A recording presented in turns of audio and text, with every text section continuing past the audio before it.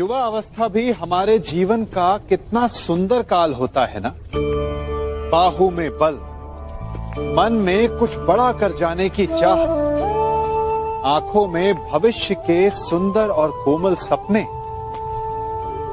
और इसी अवस्था में मनुष्य के भीतर पनपता है प्रेम। किसी को देखकर उस पर मन मोहित हो जाता है और फिर मनुष्य अपना सब कुछ उस पर न्यौछावर कर देना चाहता है। फिर प्रेम की परिणति होती है विवाह में। क्यों? सबको अपने खट्टे मीठे संस्मरण स्मरण हुआ है ना। परंतु यहीं से अधिकतर माता पिता और संतान के मध्य विचारों का विरोध प्रारंभ हो जाता है। संतान को लगता है कि उसका चुना जीवन साथी ही उसके लिए उपयुक्त है और माता पिता को लगता है कि संतान अनजाने में भूल कर रही है।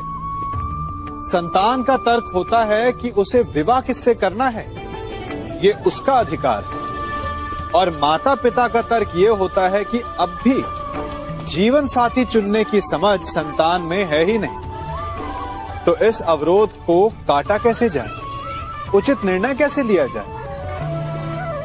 इसका एक ही मार्ग है, अपने उत्तरदायित्व का भान और अपनों से बड़ों के मापदंडों का भान। विवाह करने से पूर्व ये जान लेना आवश्यक है कि विवाह केवल अपने प्रेम को पाने का मार्ग नहीं है, अपितु विवाह से जीवन का एक नया द्वार भी खुलता है। और हर नए जीवन के साथ नए उत्तरदायित्व भी होते हैं।